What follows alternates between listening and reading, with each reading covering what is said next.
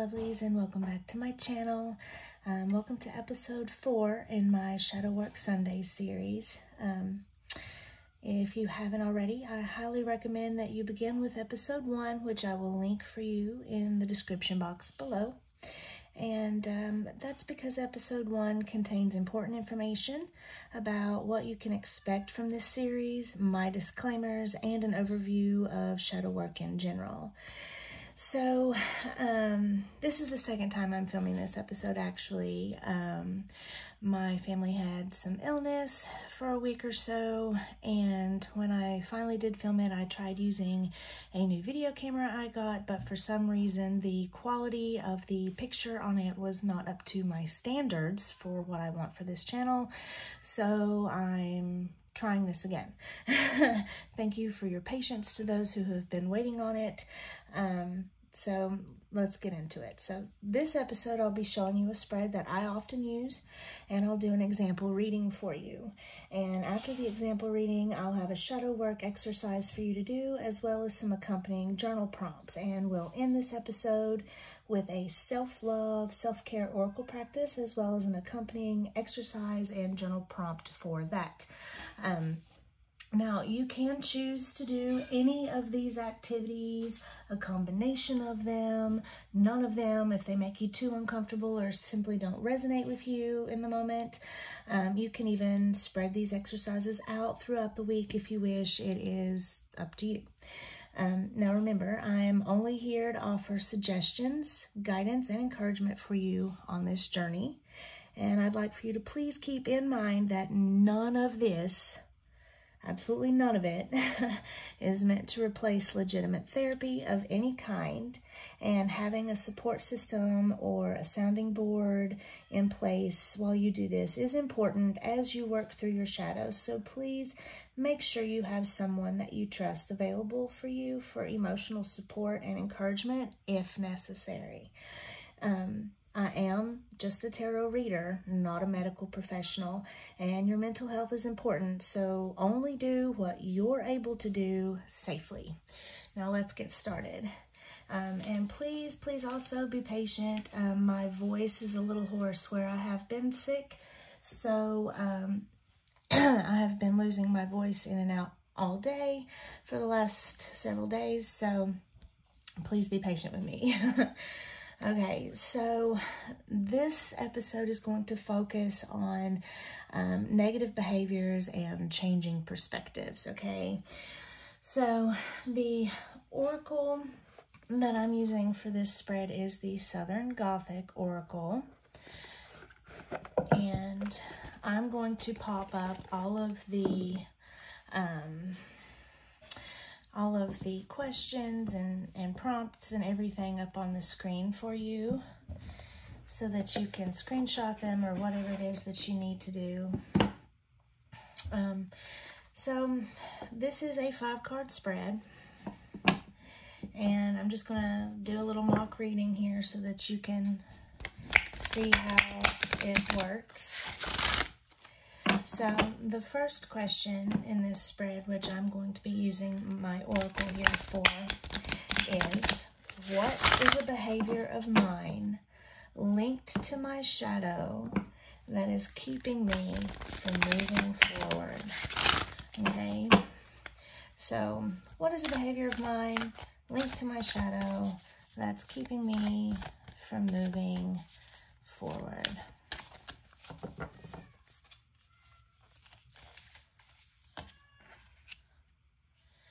Okay, and we have roots, influence, and support. And I'm going to put that up there. Okay, and for the rest of the questions, I'm going to use my zombie tarot.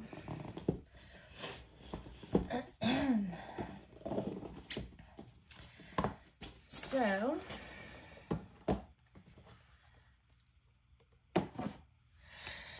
okay. A little out of breath today. I apologize for that. Sinus issues and illness has been kicking my hiney. Okay, so question number 2 is, how does this behavior affect those around me?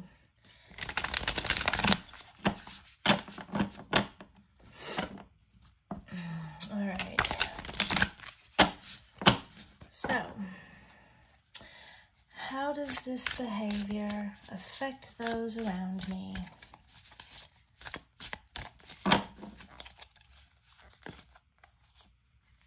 And we're going to put that there. And question number 3 is, what do I need to do to be able to heal and resolve that shadowy behavior? What do I need to do to be able to heal and resolve that shadowy behavior? And we're going to put that one right here. And question number 4, what can I expect if I don't do this work and resolve this behavior? What can I expect if I don't do this work and resolve this behavior? And that's going to go right there. And lastly, question number 5, what can I expect if I am successful in healing and resolving this behavior?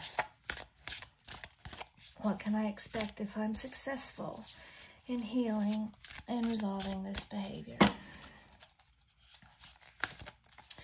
And our last card goes right here.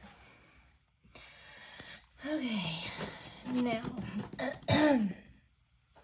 all right, so with our first card here, what is a behavior of mine linked to my shadow that is keeping me from moving forward? And we got roots. Now, this says influence and support. So this leads me to feel like I may be, or whoever this reading is for, this mock reading, this person is behaving in ways that perhaps someone in their family behaved. Some influence they had when they were growing up, when their childhood started, they saw this behavior in someone else, maybe a parent or a mentor or someone, and it kind of just stuck, okay? And it's keeping this person from moving forward, maybe because they lack the support they need, or they are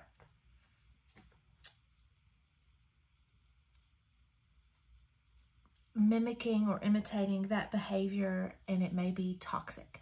A lot of times the behaviors that we get when we are growing up is in fact toxic from others, and we carry that on into our adulthood, okay? And we kind of emulate that behavior. So there is something you're doing, or this person would be doing, that is rooted in that influence that they had. That it comes from not a place of genuine true self type of situation. It's not a part of who they are. It is coming from a place of influence. Someone who held a lot of sway over them and their behaviors and their structuring of their belief system. Maybe this person was made to believe that this behavior was acceptable because they saw it themselves.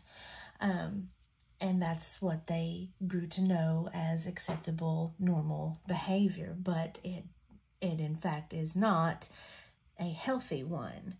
And because of that, it's preventing them from moving forward and being the best version of themselves, okay? It's not supporting their best interests. It's not supporting their higher, truer self. Okay, question number 2. How does this behavior affect those around me?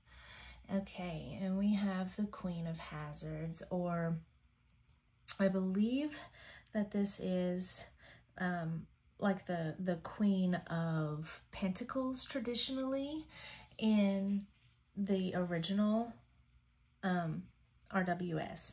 So the Queen of Hazards, or the Queen of Pentacles, would typically represent somebody that is very confident, very practical. They may be kind of focused on material things, materialistic, okay? This person and this behavior that's linked to this is affecting those around them because maybe they're coming off as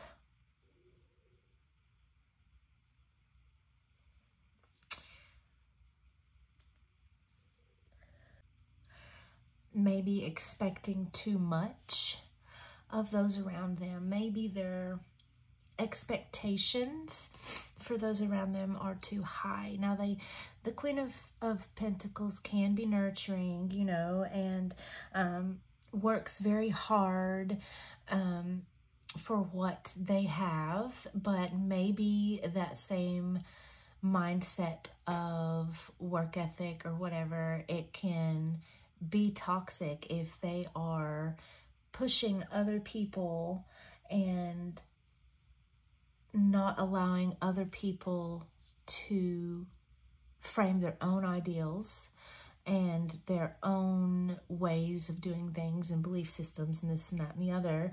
And they may be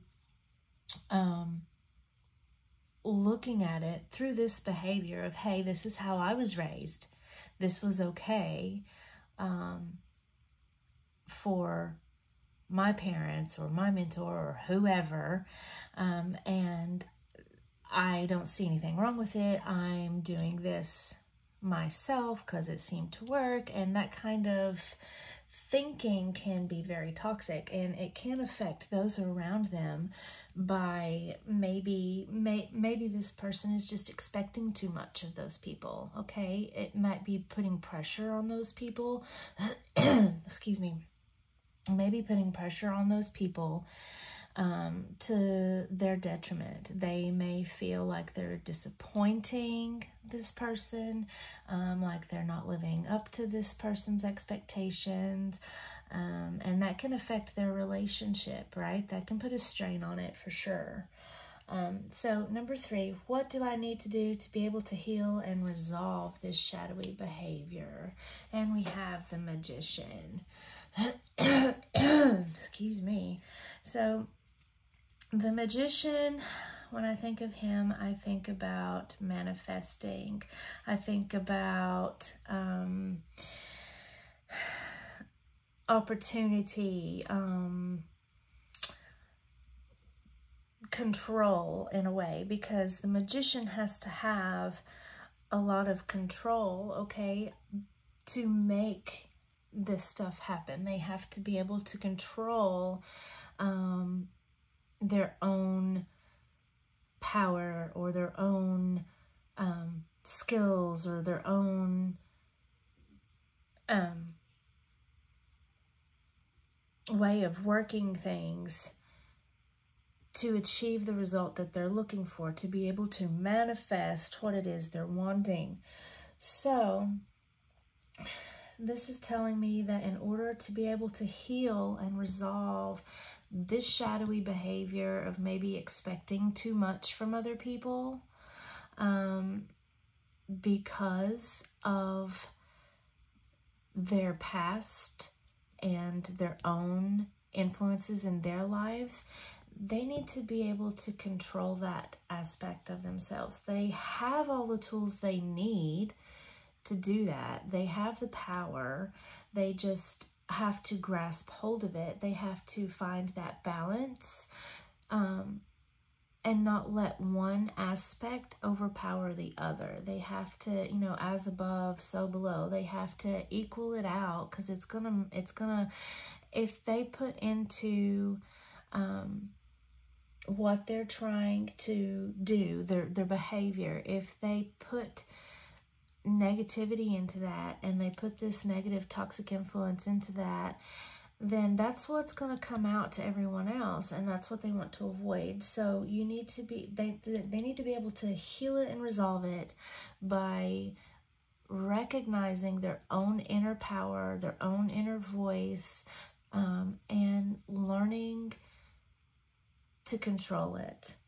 They need to learn that this may not have been as healthy as they thought it was, may not have been as supportive as they thought it was at the time, because it can be affecting their lives and those around them negatively now. And so recognizing that and being able to have that presence of mind and that realization is important to taking the first step to heal and resolve it. Okay, so what can I expect if I don't do this work and resolve this behavior? And we have the Two of Hazards. Okay, so this is traditionally the Two of Pentacles, I believe. And the Two of Pentacles symbolizes juggling, okay? Like juggling responsibilities, juggling choices. You need a balance. You need to find harmony. So this is telling me that if you don't do this work and resolve this behavior, okay, if you don't come to terms with your influences in your past that have impacted how you react to things and how you behave and how you speak to people, this, that, and the other, if you don't come to terms with that and work on resolving it, work on healing from it, work on changing it, work on improving it, then you're not going to be in balance, okay? You're going to lack harmony in your life, okay? Now, I know this is right side up, but I don't read cards reversed. I don't ever put cards in reverse, so I'm getting a feeling off of it because it is in a shadowy position in the spread that this is, I'm reading it reversed. So this is telling me that if you don't do this work, you can expect disharmony, okay? You're going to have a really hard time juggling things. You're going to have a hard time reconciling your relationships with that behavior, okay? You're going to have disharmony and imbalance, and it's not going to work towards your better good, your well-being. Okay, so what can I expect if I am successful in healing and resolving this behavior? And we have the Knight of Cups. Okay, so the Knight of Cups, this is telling me that if you are successful in healing and resolving this behavior, then that would lead you to a more loving outlook in your relationships, okay? The Knight, the Knight is kind of on the romantic side, you know, adventurous. The Knight is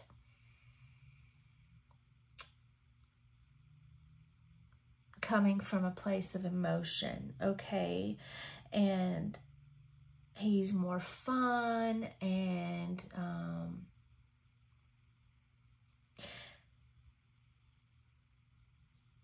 can, you know, exhibit a more relaxed kind of fun-loving vibe, okay? So if you are successful in healing and resolving this behavior, then your relationships are going to get better.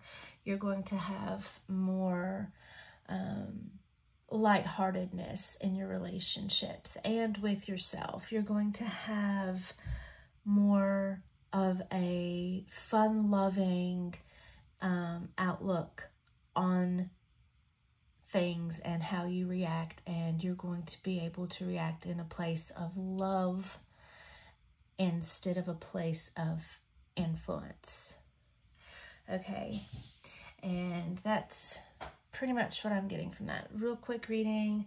Like I said, this is the second time, excuse me, I've had to film this, so my voice is very hoarse. So that is the spread for today, and I hope that you find it helpful. I really like these two decks together. I think they work very well together. So anyway, now we're going to get into the exercise. So, like I said, you can do this exercise if you want. You can just stick to the tarot spread. You can do any combination of these activities in this video today. But here's the exercise. So I want you to think about the people in your life, okay? Your partners, your relatives, your friends, your coworkers, etc. All right? And I want you to think, what are the most upsetting traits or behaviors or aspects of these people, okay? What is it that you just can't stand for some reason? And if you could choose just one word to describe each person's most upsetting traits, behaviors, aspects, whichever, which words would you choose for them? Which word? All right? Now, I say this because often we tend to be repelled by traits that we see in others that we don't like to acknowledge in ourselves. Or we can also project our own issues and insecurities onto those people. And this often stems from an emotional pain or belief systems that you may have been subjected to as a child. Although they still can form in adulthood as well. And that actually reminds me a lot of the spread we just did, where it was linked back to belief systems that they were subjected to early on. So I want you to think about those words that you just chose out a minute ago, okay? And of those words, pick out the one single word from that group of words that makes you feel the most uncomfortable or upset. Okay, we're just going to focus on the one word today. And for this exercise, we're going to focus on that one word for the following journaling prompts also that will follow this. Okay, so the goal with this is to be able to first acknowledge how this word relates to yourself, and second, to dive deeper to the root of why you reject it. And finally, to find a way to make that part of yourself work for you instead of against you. Okay, so back to the word you chose. Can you think to a time when that word first came up and you rejected it? If so, what happened with that situation? Who shamed you? What were you doing that caused that reaction from them? Or did you see someone else being shamed or ridiculed, maybe? What was that person doing? Or did you just pick up a distaste for that behavior or that trait from someone else? Like I said, going back to the whole roots thing, the whole influence thing. What made you agree with that person's judgment? What kind of judgments or ideals come up for you when you think of that behavior or trait? What kind of emotions come up for you when you think of that behavior or trait? When you think about all that, I want you to ask yourself, why? Why did you agree with that, or come to that conclusion, or come to that judgment? Or why do you think you feel those emotions when you think of it? When you think of that one word for that behavior or that trait, why do you think you feel that way about it? Okay, now think about that word that you chose again and see if you can connect that to yourself in any way. Okay? Excuse me. Does that word reflect one of your own behaviors, traits, or aspects of yourself that you don't like to acknowledge or face or even think about? If it does, how so? How does that word that you chose relate to you? Okay, now, when you're done with this exercise, and like I said, you can pause this video if it's going too fast for you. You can pause it at any point in time to take time to sit and think about it. Really think about your answers. Okay, don't feel rushed here. There's a pause button. Use it. Feel free to take as much time as you need, okay? And when you're ready, we're going to get into the journaling prompts. So here's the first one, okay? Get your notebook and your pen handy, because here we go. I want you to make a list of all the times you can consciously remember exhibiting that behavior, that trait or aspect of yourself, whichever word you chose to describe it, okay? I want you to make a list of all the times you can consciously remember exhibiting it, okay?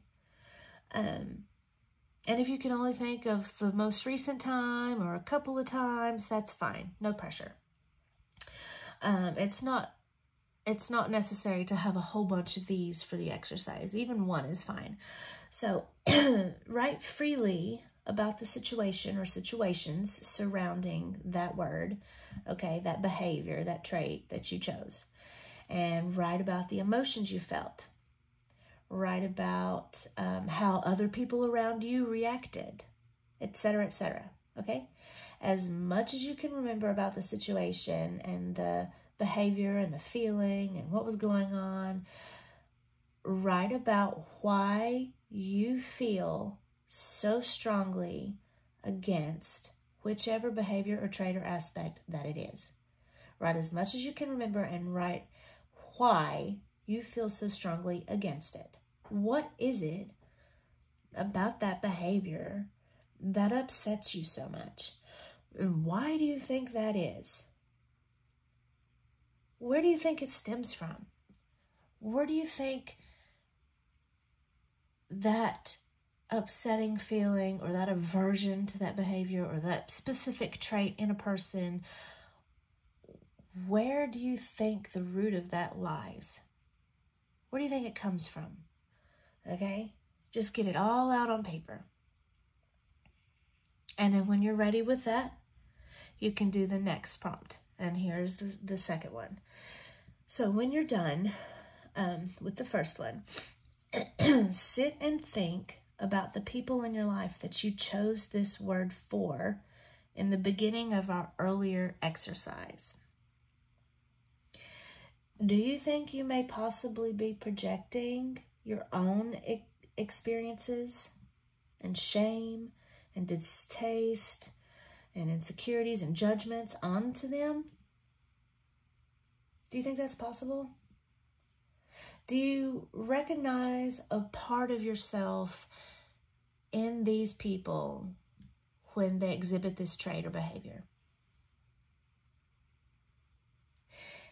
If so, does that mirror image of the behavior, the trait, the aspect, etc., does it affect your relationship with that person? If so, how? How does it affect your relationship with them? So for prompt number 3, we're going to try to find a positive within that behavior, that trait or aspect that you reject, both in yourself and in others, okay?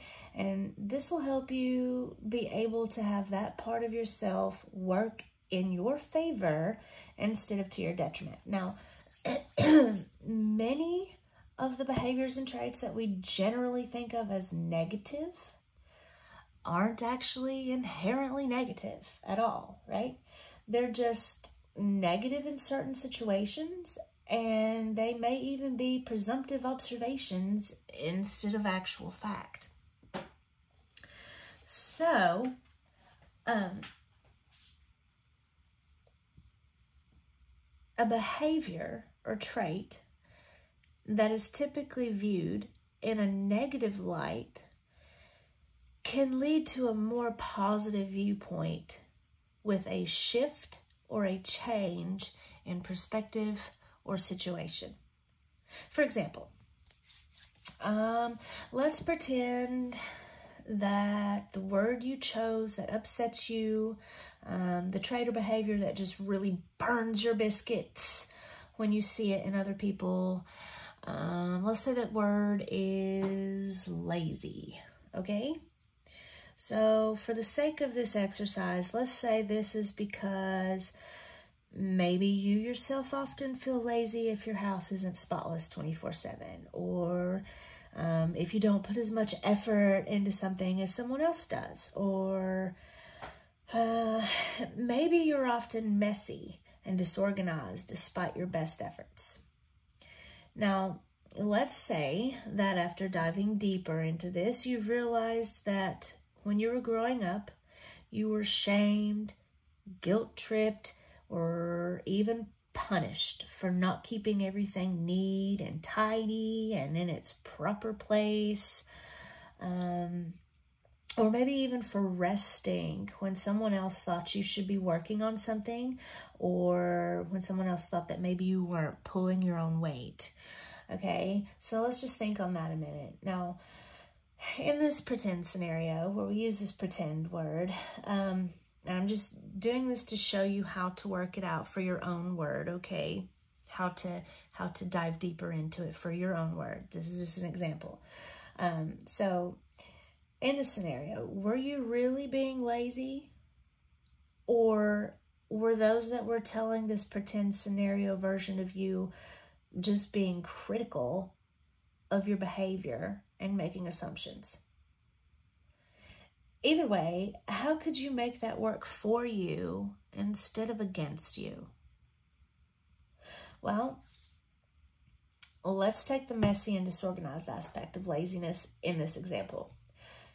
Generally speaking, as studies have shown, people who are messy and disorganized are actually more intelligent and more creative. And that's because they think outside the box and they're less conventional.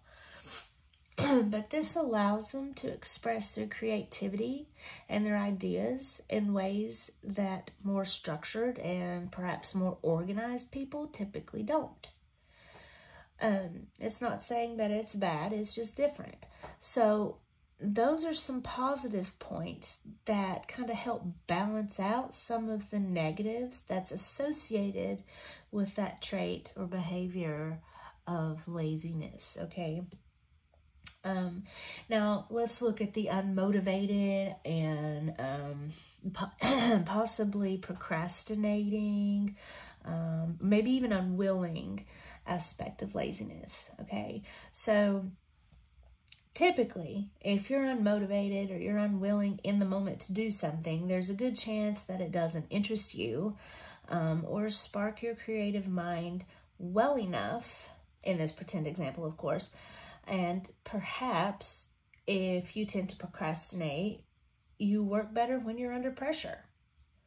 Maybe the task bores you, or maybe it is a very daunting and intimidating task for you, and that's why you are loath to do it.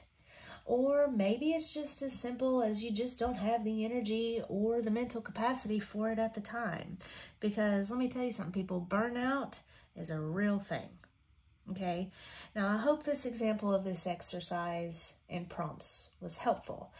because the key to accepting and integrating the trait or behavior that you dislike in yourself is to understand it and to try to see it from a different perspective.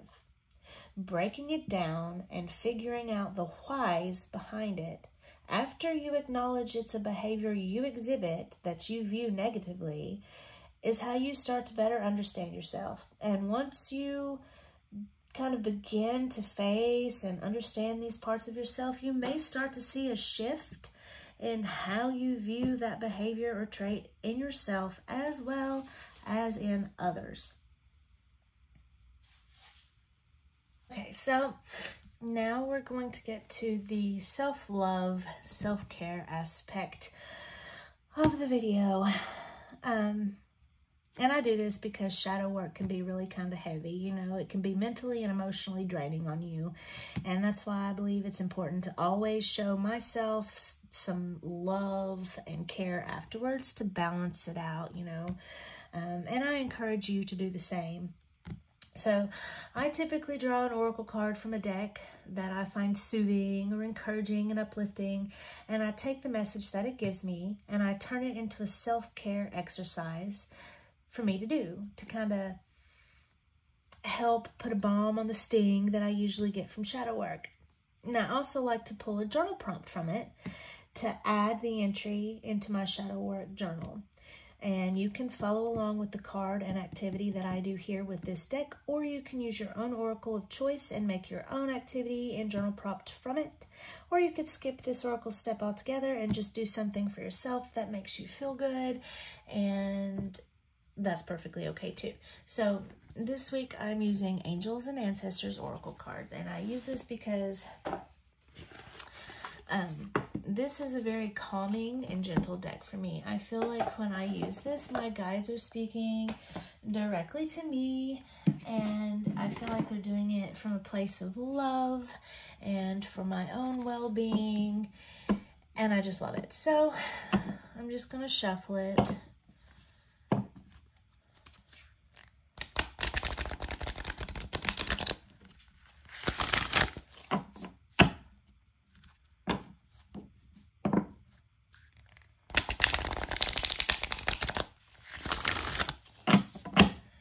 And then we're just going to draw a card and we'll go from there.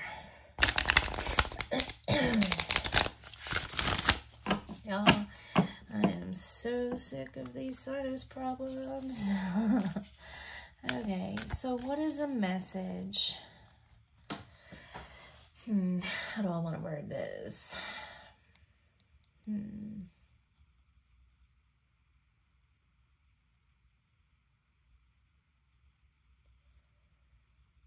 What is a caring message that I need right now? What is a caring message that I need right now? What is a caring message that I need?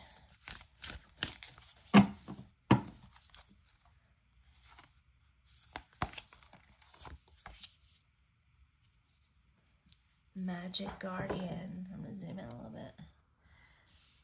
This card's too pretty not to show off. Okay. Unlock the magic within. I love that. I love that. Reclaim your power. Okay, so as I always do when I go into these, I do like to look through the guidebook. So, let's see. All right.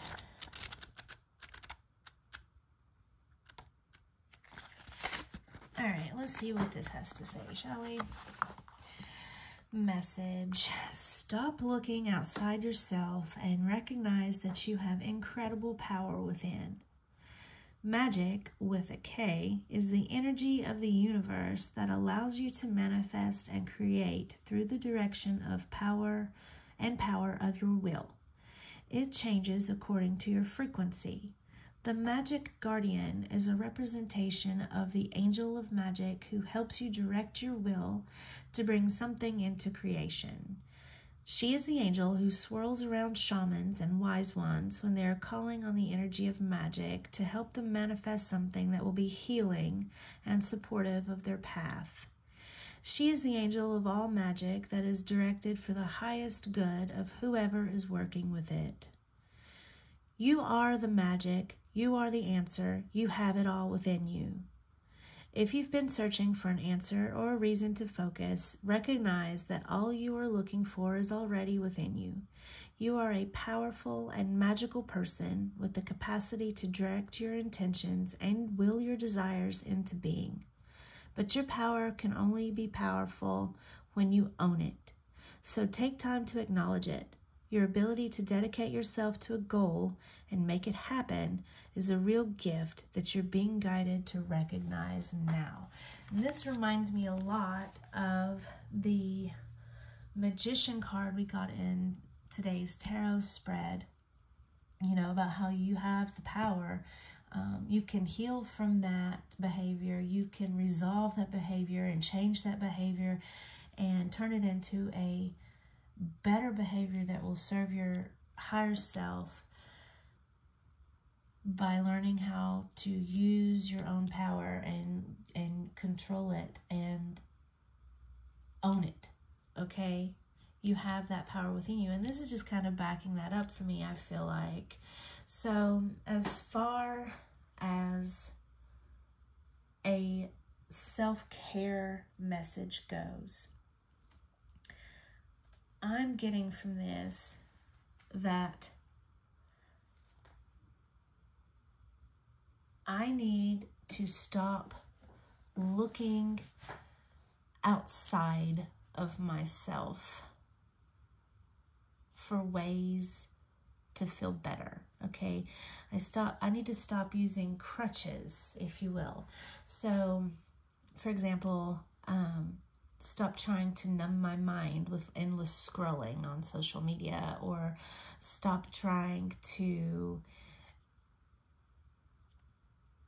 eat my feelings as a way to feel better. Looking outside of myself for food or comfort from other places, because I'm not going to find it there. I still feel like crap when I binge eat. I still feel like crap when I'm scrolling through social media, because let's face it, social media is not very uplifting most of the time. It's just mindless memes and chatter and negativity swirling around all over the place. It's really not very helpful, really.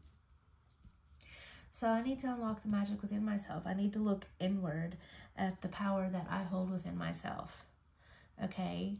So to do that, to turn this into an exercise, I'm going to meditate, okay? And if you're following along with this card, instead of using your own deck and exercises and prompts, then I urge you to meditate. If you're not used to meditating, or you've never done it before, or you're not that great at it, you don't have to be. You don't have to be great at it. You don't have to be a professional. I'm not pro at it, okay? I struggle with meditating because my brain never shuts up. So it's something I have a hard time doing, but I still try to practice it because I feel like getting in that space, or at least attempting to get in that space of quiet contemplation and stillness and grounding myself and centering myself is important, okay? And it helps to quiet my mind when I'm able to, and it at least quiets it to a degree, okay? And every little bit helps, trust me. So I'm going to meditate, and I'm going to meditate on my personal power, my personal magic within. I'm going to meditate on what I can find within myself that's in my own power to lean on instead of leaning on outside forces to feel better. What can I do myself to uplift me? And I'm going to meditate on that, okay? And if you want, you can journal whatever your meditation, you know, what comes through to you during that time. And even if nothing, no breakthrough or remarkable outcome comes through to you and you're not inspired suddenly to do something, just the act of meditating and trying to get into that space, that is doing something for yourself, okay? Because that's showing that you're putting forth effort to take time for yourself to do that, okay? And as far as the journaling prompt for this goes, I would probably journal about that experience, even if nothing came from it. If my head was completely loud and I kept thinking about everything under the sun I needed to do, or why am I sitting here when I have this, and this that I need to be doing, or if I kept thinking of crap that happened 15 years ago that I still think about sometimes and it decides to pop into my brain at that moment, I'll write that down. I'll just write about whatever my experience during the meditation was, whether it was useful or unuseful, or what I thought or what I didn't think, or what messages came through, or the lack of messages thereof, or whatever. That's what I would journal about, and I would recommend that you do that also if you're following along with this deck or card in this exercise. So that pretty much concludes this week's episode of Shadow Work Sundays. I know it was kind of a quicker one than usual, but here we are. It is what it is. But I'm just glad my voice held out all the way through it. But I hope you did find it useful, and if you did, or you liked this video, please click the like button down below. It truly does help out my channel, and I do really, really appreciate it. Leave a comment. Let me know what you thought of this video. Let me know what you thought of the exercises. Let me know if you saw something different in the tarot spread than I was picking up.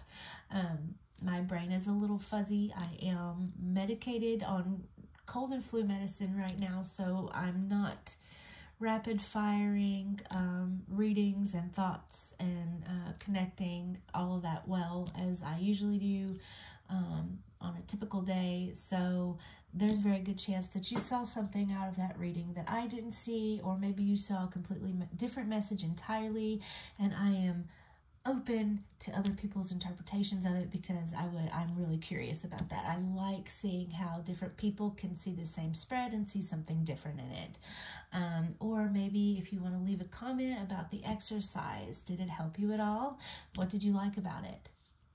Or if you'd like to leave a comment about the flow of the video, am I doing too many activities in these videos? Do I need to shorten it down to just one activity, or one exercise, or one question for the journal prompts? Or is there anything you'd like me to add to it? I want to know. Feedback is important. Like I said, I'm still trying to get the hang of this series. I'm not sure which direction I'm trying to go with it as far as layout and everything is. So I am open to the feedback. Feedback helps. Just please be kind in your comments, okay? It's not necessary to be rude or hurtful in any situation, okay?